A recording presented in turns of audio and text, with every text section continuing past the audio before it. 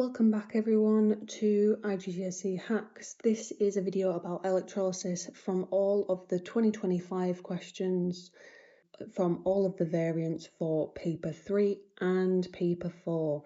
If you're not confident with electrolysis but you are doing the extended syllabus, then I recommend going through the core questions anyway. Also, I've put this together and you can find this worksheet with the mark scheme in the link in the comments. So if you want to go along and print this out and work through it on a piece of paper, please do, or on your iPad if you have one. Otherwise, if you are just doing it extended, you just want to do the extended question, the 2025 year there was only one extended question. Let's get into it though. So this is from February-March 2025 paper 32, so variant 2, and we've got molten potassium chloride electrolyzed using inert electrodes. Name the product formed at each electrode. So let's break down potassium and chlorine. Potassium is a metal. Metals are typically positive because they readily lose electrons. It's easier for them to lose the 1, 2, 3 electrons that are in their outer shell compared to gaining 5, 6, 7 electrons. And then we've got chlorine, which is a non-metal, which is in group 7, so it would gain one of those electrons to then ionically bond this pair, potassium and chlorine. So which one is attracted to the positive electrode?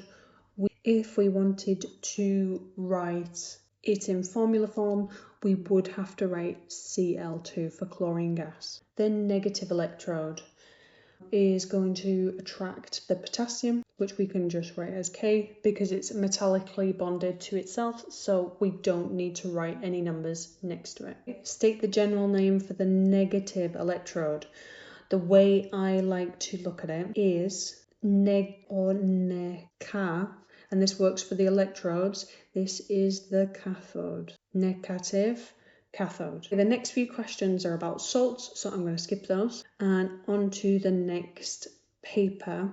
This is from paper 31, May-June 2025. And we've got a little bit of a question about reacting carbonates with acids, which I'm going to skip and go straight to 6C, which is all about electrolysis, again, of a molten ionic compound. We've got lithium, which is in group 1, so it's going to be +1. And we've got iodine, which is in group 7, which will be -1. They're then attracted, making this ionic compound. So electrolysis is the separation of these ionic compounds. The first thing that we have to do is label on this diagram the anode. Which one is the anode? Is not the cathode, which we've just discussed, is negative. So the anode must be the positive one. And how do we figure out? We look for the positive symbol, the plus sign, and then we're going to follow it around. We don't need to draw those lines. And then this is the anode. So we've just followed that positive round to the positive electrode, which is the anode. The next thing that we have to do is label the molten lithium iodide. That's our electrolyte. So molten, and we're just going to write it exactly the same as they want us to write it. Don't lose marks by writing something else. And that's all of this that's then being electrolyzed. We don't need to colour it in. On to the next question, part 2. Platinum is used as an inert electrode in this electrolysis experiment.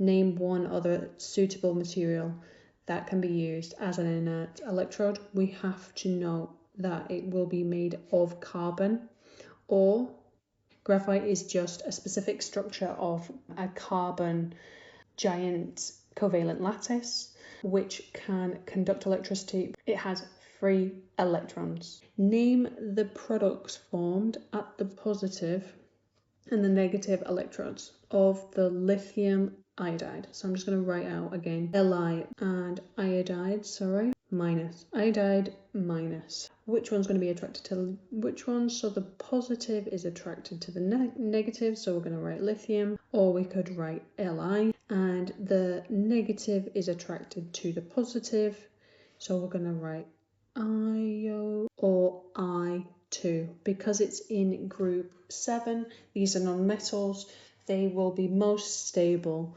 bonded to itself as a diatomic covalent molecule. Next one's talking about different densities and melting points, so I'm going to skip it. This question is from May-June 2025, paper 32, and question number 5, part B. So typically on each of the variants there is an electrolysis question on the core paper.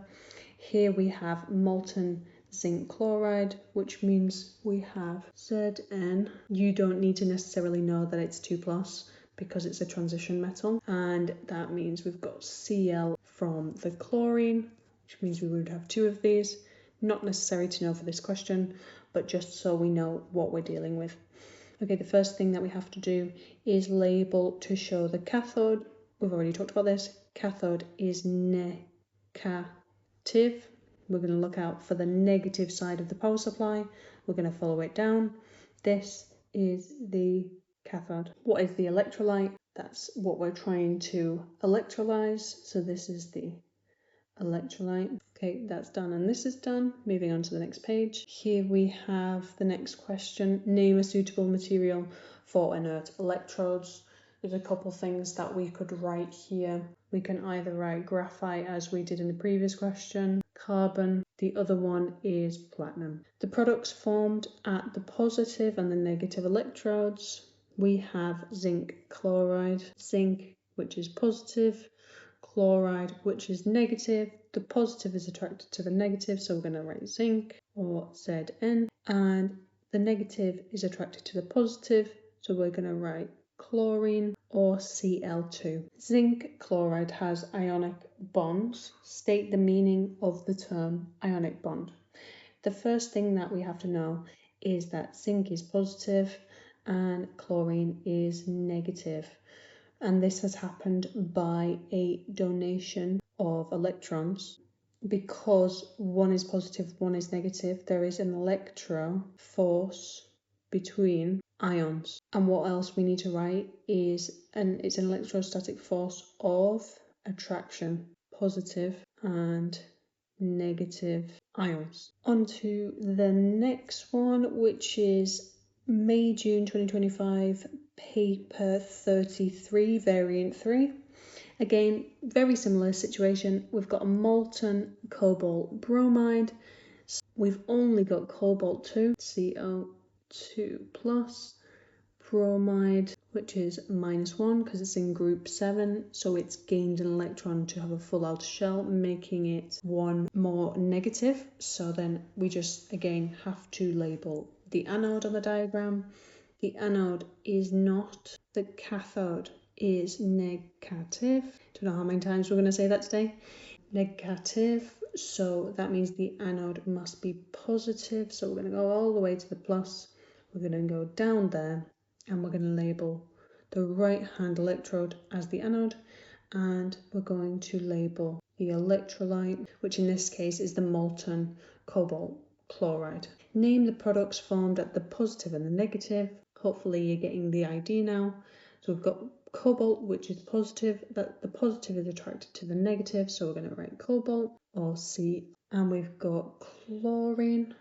No, we haven't. We've got bromine, which is in group 7, so it's negative, it's gained an electron. So we produce bromine gas, which can also be written as Br2. On to the October-November papers of 2025. This is the variant 31, so paper 31. And this is probably the hardest electrolysis question, so hopefully you're getting used to it now and you can keep up. But this time we don't have a molten ionic compound, we have dilute sulfuric acid. Okay, but we'll talk about that in a second. First we've got to answer what is meant by the term electrolysis. This is the decomposition of ionic compounds. I'm going to add what's in the brackets when molten or in aqueous solutions by the passage, or you could say by using an electric current. We've got to next label the cathode is negative, so we're going to follow the negative down. We're going to label the electrode as the cathode. Easy peasy. Name one product formed at the anode, so the positive. So at the positive electrode, we've got to figure out what is going to be there. The hardest part of this question is knowing what we have inside the dilute sulfuric acid. What do we have?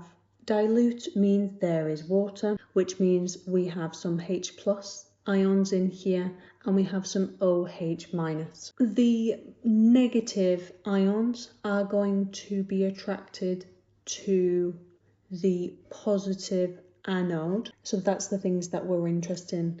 So in sulfuric acid then, so we've talked about the dilute part. The sulfuric acid is H2SO4, but we don't necessarily need to worry about that because this is going to be broken down into H plus and SO4 2 minus, but there's two of these. We're interested in this negative ion as well because it's going to be attracted to the positive electrode, but this is a much bigger molecule than the OH minus. So what is actually going to be produced when it loses an electron? So this OH minus becomes oxygen, and let me show you why. So the full half ionic equation you don't need to know, so skip this bit if you don't care and you just want to memorize that in dilute sulfuric acid, oxygen is produced at the anode and hydrogen is produced at the cathode. Please write it on a flashcard and keep going on to the next question. But here we are, if you're interested. So what happens, as I said, is this loses electrons. So this will be plus some electrons. But what is actually produced is oxygen gas, water, and some electrons. This isn't balanced, but this is what happens, okay? So when this loses its electrons at the anode, oxygen is always produced and water is always produced. So name one product formed at the anode or the positive electrode. What you've got to remember is at the positive electrode where we're attracting negative things. Negative things would include halogens or halides if it's an ion. So chlorine, bromine, iodine, our negative part of the ion. So they're going to be that, and if there is no halide, if there is no halogen, then oxygen will be produced if it's an aqueous solution, okay? So look out for that one. If not a halogen, then oxygen. Okay, let's keep going. The inert electrodes used are made of graphite. Explain what is meant by the term inert. So that just means non-reactive. It's not going to react. State one other use of graphite. So we've talked about in other videos. Graphite is a hexagonal structure of carbons and typically lots of layers with very weak bonds between these layers of hexagonal carbon, and because of that these slide across each other very easily. So this is a lubricant. Things that are sliding are used as lubricants. Okay, on to the next question. I'm going to skip E because it's not electrolysis. So the next one, again, a molten. So we've got magnesium. Now we know what charge metals are. Magnesium is in group 2, so it's 2+. We've got chlorine, which is in group 7. It gains one of these electrons, so it's a minus. So that means to balance these out, there would be 2 of these. Let me know if you want me to explain that further in another video. Name the process shown. Electrolysis, easy peasy. Label the electrolyte.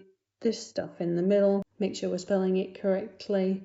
Name the product form at the anode is not the cathode, so it's positive. We're attracting negative things, so we're going to attract chlorine. Electrodes are made of platinum. State one property of platinum that makes them suitable. We want these electrodes to be inert, which means non-reactive. Suggest a non-metal that could be used as the electrodes. We've used this before, carbon or graphite. State whether the process of electrolysis produces a physical or a chemical change. We need to know that physical changes are reversible and chemical changes produce a new substance, and we have produced a new substance. We've separated this chlorine from the magnesium, so this is a chemical change because a new substance has been made, bonds have been broken. I'm going to skip this part. Okay guys, on to this question number 7 from October-November 2025, paper 33, so variant 3, and we've got this really difficult question about electroplating a nickel object with copper, which means we want to deposit copper onto this star. Okay, so that means we want to attract a metal to this nickel star. And we know copper is a metal and it has a positive charge as an ion. It's a metal, it loses electrons very easily. This will probably be copper 2+, not that matters, which means if this is positive, and we have to attract positive things, that means this must be negative. This must be the cathode side, the negative side. Okay, which means this is the positive side, making it the anode, answering our first question, labeling the anode. That was a tricky one. Name a suitable aqueous electrolyte for electroplating in 7.1. Again, another tricky question because it has to be aqueous, which means it has to be soluble. And we know all nitrates are soluble. Okay, so we're going to write a nitrate. That's usually the easiest one to do. And it has to be copper because we want copper ions in the solution for the copper ions to move across and be deposited on the nickel object on the right. Another one that we could have chosen is copper sulfate, but nitrates are the safest option if you want it to be aqueous and soluble. On to a nicer, easier question. Unfortunately, those two were just 1 mark and a lot of thinking. We've now got molten lead bromide, which means we only have lead, which is Pb. Gain positive because it's a metal, which is negative because it's a halogen or a halide. State the gas produced at the anode or the positive one. So we need to know the colour of bromine gas, which is red. The things that we need to remember is chlorine gas is green, fluorine is yellow, bromine is red-brown, and iodine is a grey-black solid with purple vapour. If it's molten, it's high temperature, purple gas because things have evaporated. State whether the electrolysis of molten lead bromide produces a physical or chemical change. We talked about this in the last question. So chemical, new substances are made. If you are going to be taking the extended paper 4, move on to the next. Then the extended questions so if you're doing a core paper, then stop here, and if you're doing extended, please continue. So there was only one electrolysis question in the year of 2025, and that's from this paper here, paper 42, February-March 2025. Okay, so it starts us off with what is meant by an ionic compound. We talked about this in the core questions. We have electrostatic attraction of positive and negative ions due to electron donation. Look back on that question before if you don't know that definition. So everyone, we've got potassium sulfide, K2S. So we've got two potassiums and we've got one sulfur in the middle. A dot and cross diagram in figure 2.1 of the ions in potassium sulfide. And we've got to show the charges on the ions as well. That means we're going to have to use the periodic table. And if you didn't know already, the periods tell us how many shells there are. So if we look for potassium, we can see it's a metal. It's on the left-hand side. It's in group 1. That's going to be helpful in a second. But it's in period 1. We've got to include hydrogen. 2, 3, 4. That means it's got 4 shells. And one of them, the last shell, is going to have 1 electron.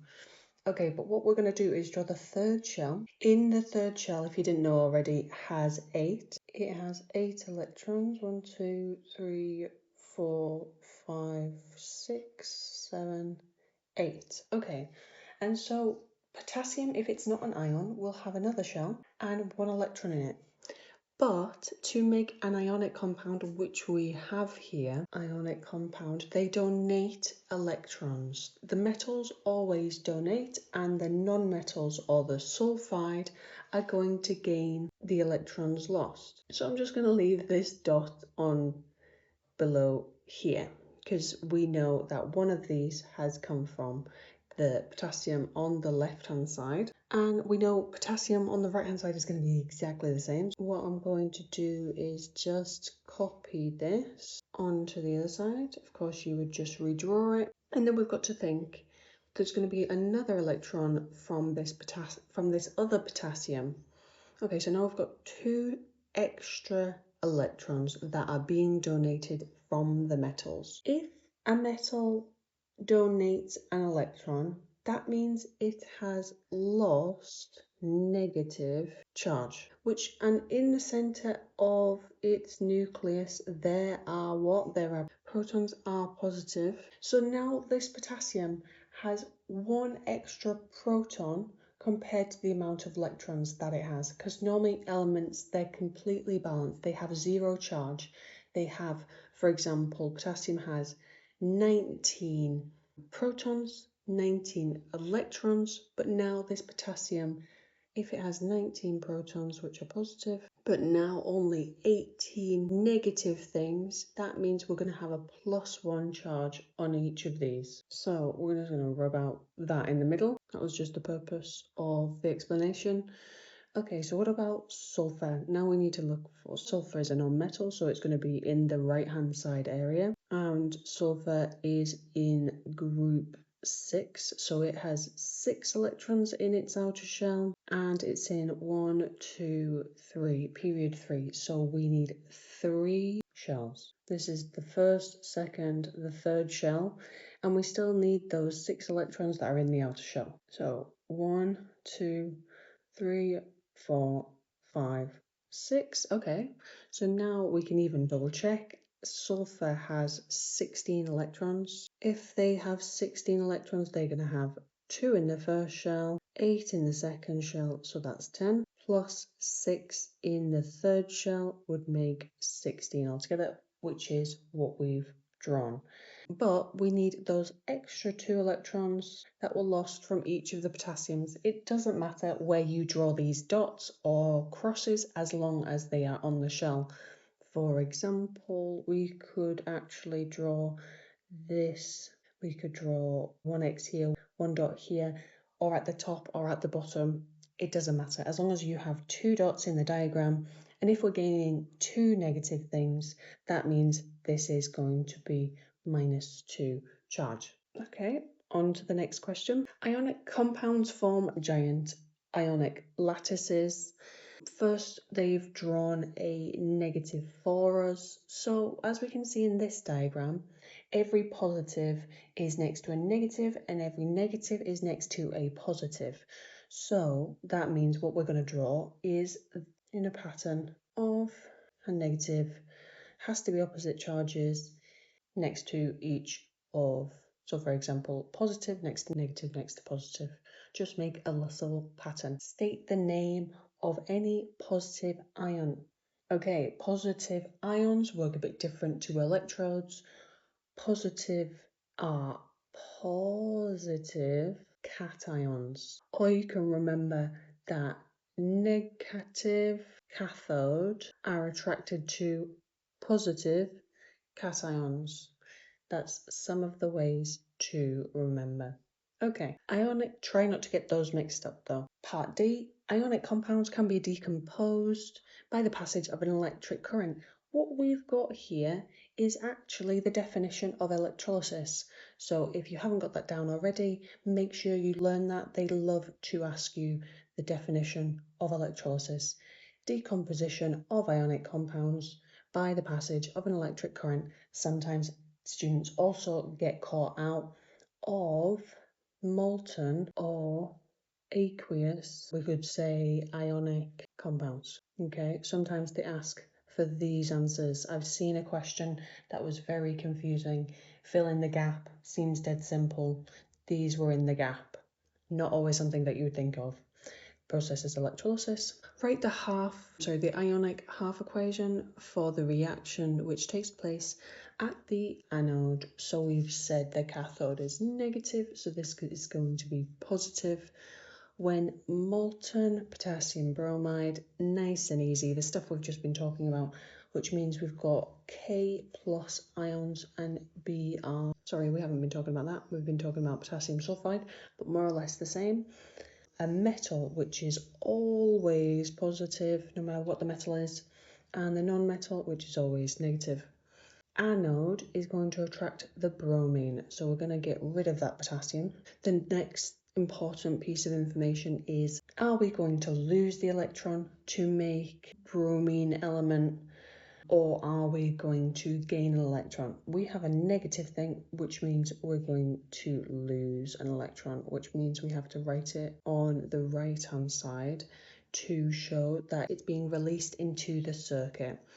But that's not the end, unfortunately, because we know that bromine is in group 7, and group 7 don't just exist on their own as a stable element, as a stable atom. Unfortunately, we need to put a little 2 here.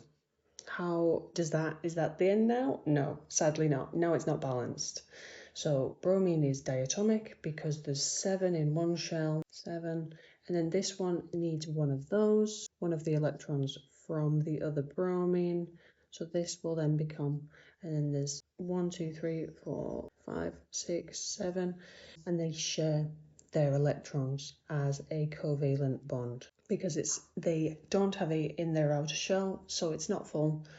Okay, so that's just for non-metals, but we've got 2 of them, which means we need 2 bromine ions on the left-hand side and also 2 electrons. Part 3, name the products and state the observations at the negative and positive electrodes when dilute aqueous potassium bromide is decomposed by the passage of an electric current, so by electrolysis. So we are going to have inside this solution very few potassium and bromide ions because it's dilute. But because it's aqueous, we're also going to have hydrogen ions and HOH minus ions. So which ones of these are going to be attracted to the negative?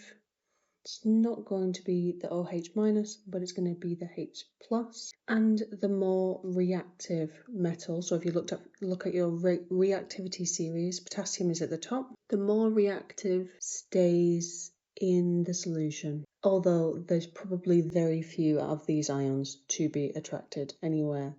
Anyway, but we've got hydrogen, gas. Hydrogen is diatomic because again it only has 1 in its outer shell, and that means it needs to bond with another one covalently to be stable for the first shell to have 2 electrons. Observations at the negative electrode is bubbling because it's a gas, or you can say effervescence, means the same thing.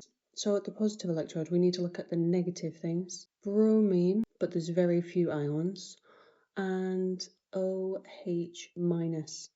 So actually the thing that's going to be produced is related to the OH minus because there's a much higher concentration because of the dilute potassium bromide. Otherwise this answer would be bromine gas. And there's a bit of a clue because we've got two spaces for oxygen and water, and then we would also produce some electrons, but we don't need to talk about that because that then becomes a current. This is the ionic half equation, but it's not quite balanced, so we need to put a 2 here to make this oxygen even. Then we've got 4 oxygens, then we would put a 4 here, and then overall it is balanced with this 4 electrons. So it's the half ionic equation there for any dilute aqueous solution. Nice and easy. So what have we produced? Oxygen and water or H2O. Observations at the positive electrode, again we should have bubbling, and the gas again is clear, so we don't need to talk about any kind of colour. And that's it, guys.